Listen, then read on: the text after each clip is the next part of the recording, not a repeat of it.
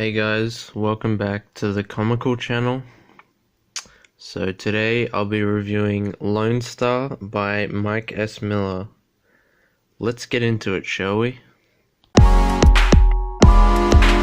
In terms of art, I thought that this was a very solid book. I really like Mike Miller's style.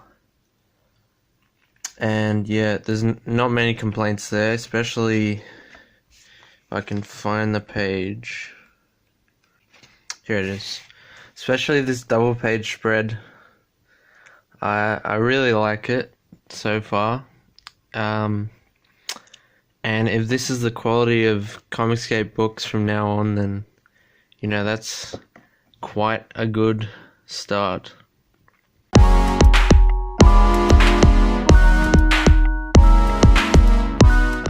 In terms of the color work, the coloring, no complaints there really. I think it's very suitable for the tone of the book, and I think they did quite a good job on that as well.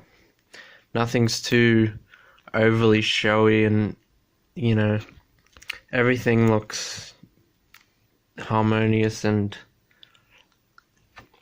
you know, well planned, I guess. So yeah, that's my thoughts on the art.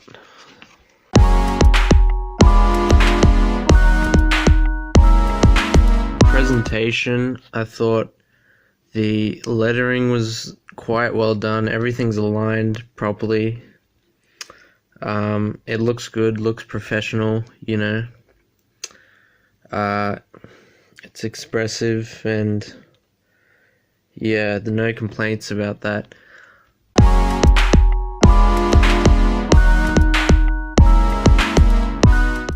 In terms of editing, for the most part, it was pretty good.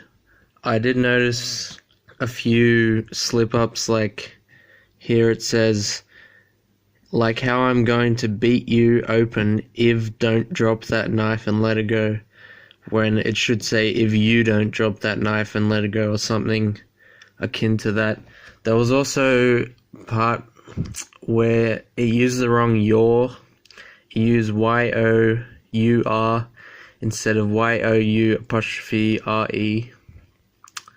And there was also one moment where there should have been a comma, which was missing. But apart from that, everything seemed pretty good. So not too bad there. Yeah.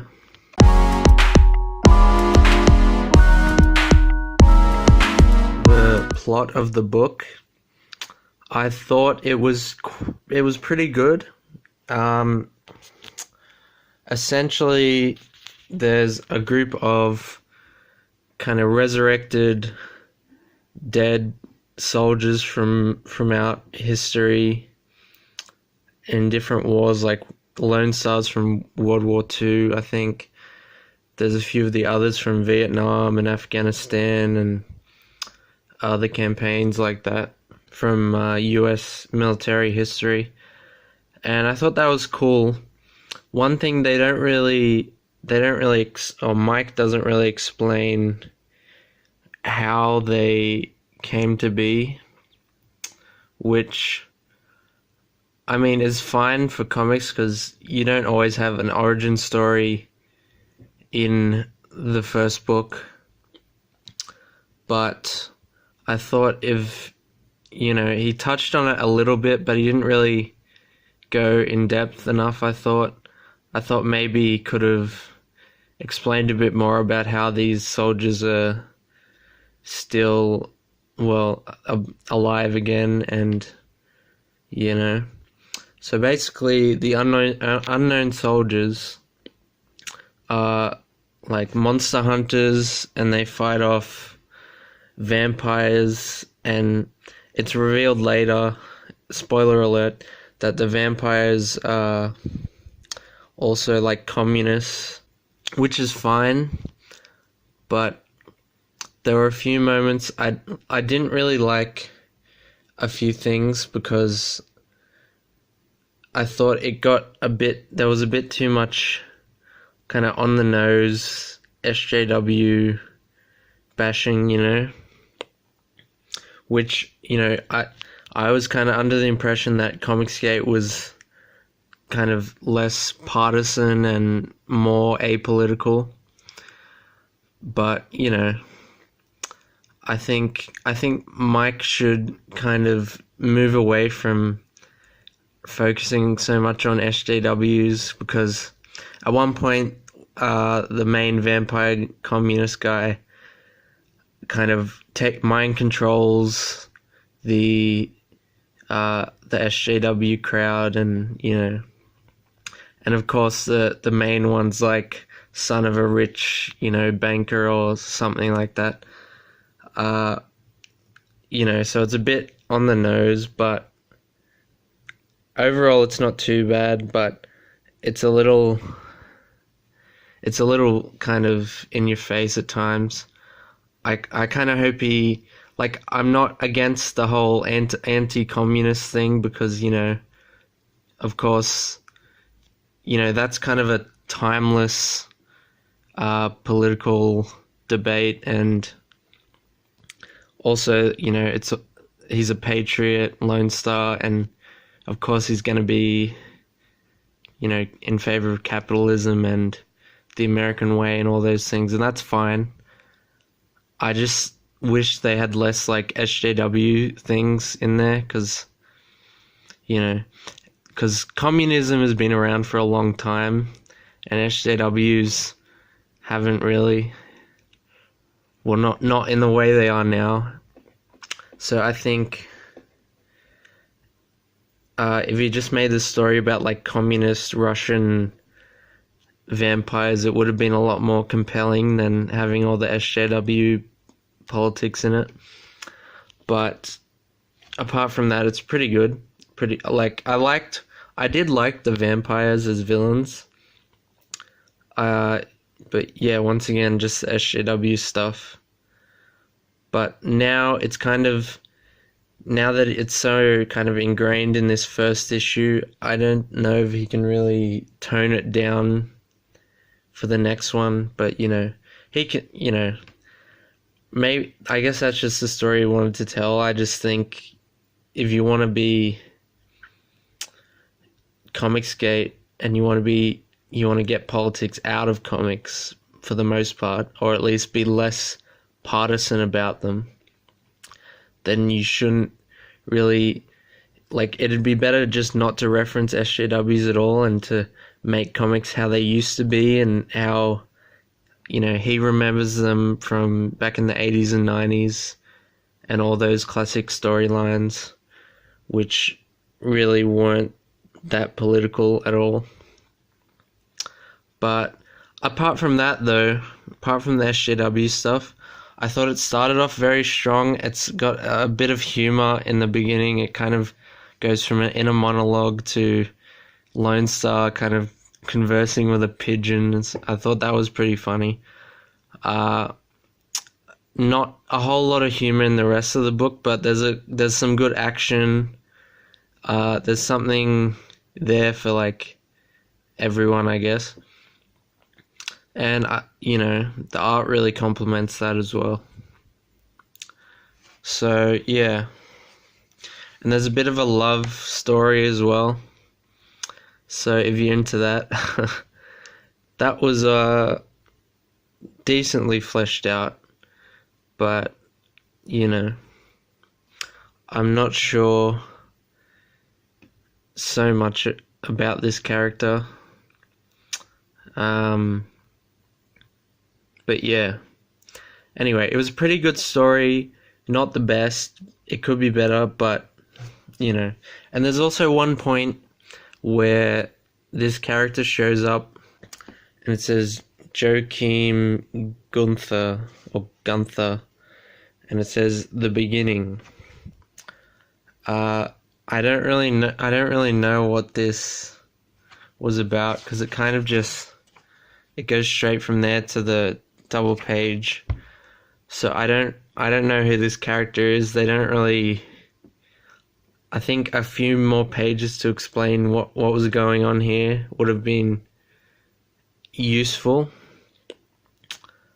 Uh, I think he was trying to set up this character like for the next issue, I'm assuming, but he's only really in like 2 pages, and they don't really explain who he is or what he's doing. It just says, "The Lord has need of you, your exile's at an end." So I don't really know what that's about, but you know, he'll expand on that in the next issue, I'm sure.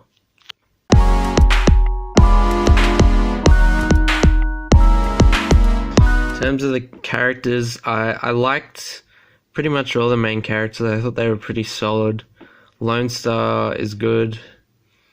They have enough. There's some banter between them, and they have camaraderie and brotherhood. You can really sense that in the story, and I thought they were pretty good. Yeah, and there's a bit of comic relief from I think he's a Hispanic character, but he's also kind of at odds with Lonestar at times. But yeah, I thought they were pretty good.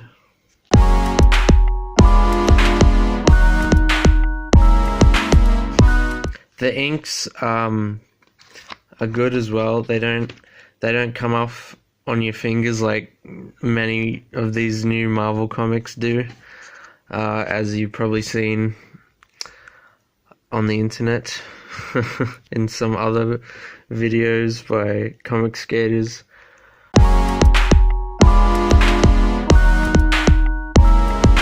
The cover stock is pretty thick. It's not, it's bendy, but it's not too flimsy or anything.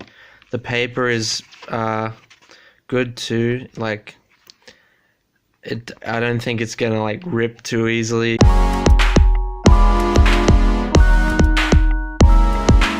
In terms of value, I would say the book is quite thick. It's about 60 pages. I counted them myself.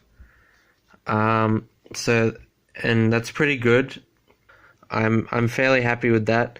It potentially could have fleshed out a few plot points a bit more, and maybe had a few extra pages, but I get it. It costs money, So, and this is an independent book. So obviously, there's limitations, but I thought it was pretty good, pretty well wrapped up for the most part. The next issue will obviously expand on this story, and it will show us what happens next to Lonestar and the unknown soldiers, obviously. So yeah, I thought that was pretty good.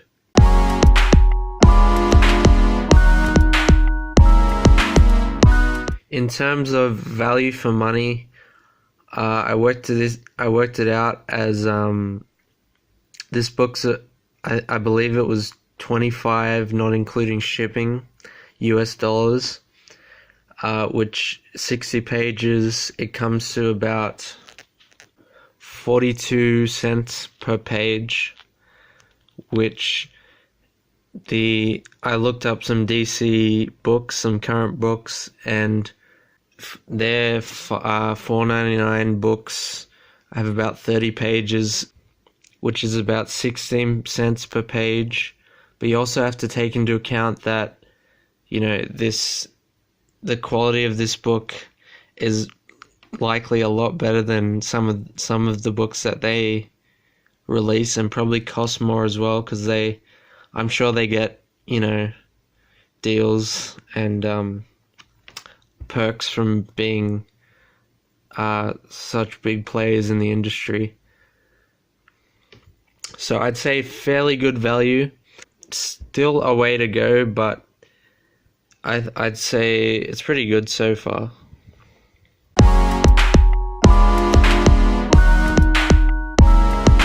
And one more point to add is that maybe tone down the Tinder references a bit. The dark web stuff's alright, but Yeah, I'd say stick to stuff that you know well, Mike, and write comics how they used to be. Don't try and ground them too much in current day, you know, politics and, ways of life, because it's ever changing, and it kind of dates the book a bit, and it will make it less, probably less relatable for people who find this book in the future. I am giving Lonestar Heart of the Hero by Mike S. Miller an 8.6 out of 10. Good start. Still some improvements can be made, but I'm looking forward to the next issue, and I hope Mike has a long future ahead in the Comicsgate collection of books. But yeah, so expect more reviews like this and more unboxings once I receive more books in the mail. And yeah, good start. Looks like a bright future ahead. So peace out, and thanks for watching the Comical channel. Thanks. See ya.